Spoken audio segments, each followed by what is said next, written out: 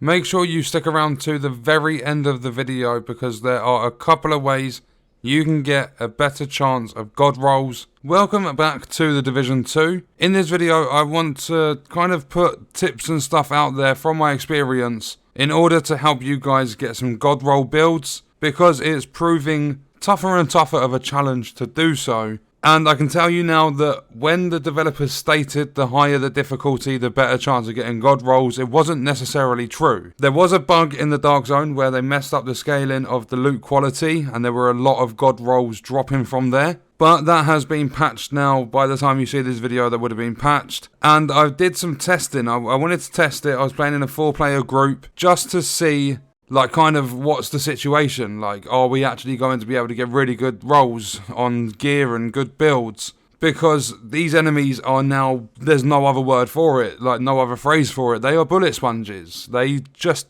eat and eat and eat and they hit you for millions. I've had a build of like 1.6 million armor and I still get shredded as though I'm a level 1 and I'm playing level 30 content. So this video is not going to be long, but I'm going to take you through. It was very quick research, but that's all I needed to do. I did one mission on heroic in a group of 4 and I did one on challenging in a group of 4, and I would recommend playing in a group if you can, because solo play is so much harder. It seems as though it's being more catered towards group play than solo, because I did a solo challenging run on a mission. It took me 2 hours, but then grouping up with my mates, it's a lot shorter. We get it done and we're not like communicating and strategizing that much. But it just seems to be a little bit easier playing in a group. So our heroic run, which you'll see, that is the gameplay in the background. It took us around 50 minutes and we had 1 god roll drop. Then we switched it up to challenging. We were going to go all the way down to hard and then normal just to see the differences. But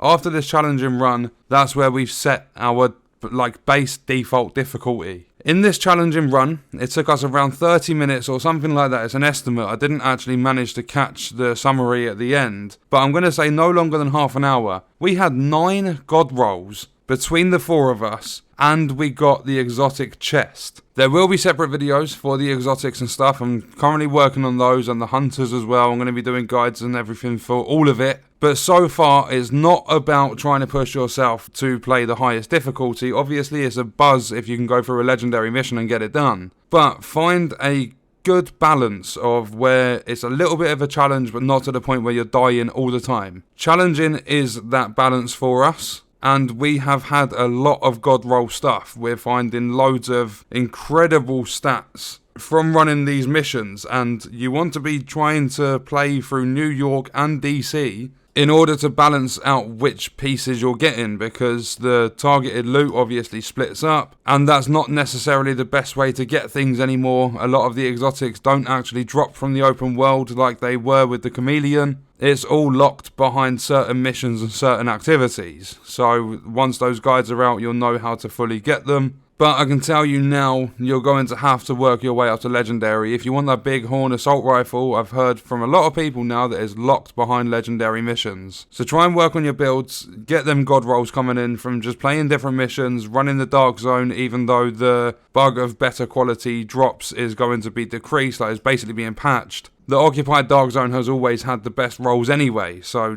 just keep playing the game in general, working on your builds, because 1.6 million armor isn't actually that good, because I had True Patriot with 1.6 mil, I was being levered. So work on a build that suits your playstyle, whether it's survivability, skills or DPS, and take it from there. But you need to be trying to get your build good enough for legendary difficulty. Because not only that, it should be the most rewarding. Even though the difficulty scales are proving otherwise so far, legendary might actually be worth it. We don't know yet because I've not had the chance to take a mission on. Not properly anyway. You've probably seen the video where I attempted it and got my ass handed to me. I've done some more testing of this, and missions are a good way, but not necessarily the best. I set my global difficulty to heroic, and I was running control points, so they're level 4. And against the hyenas and the outcasts, it doesn't seem to be amazing, but the true sons, I don't know why it feels like this, but it does. It feels as though the true sons are incredibly weak, so any control point, any activity out there that is held by the true sons, go and take it down on heroic,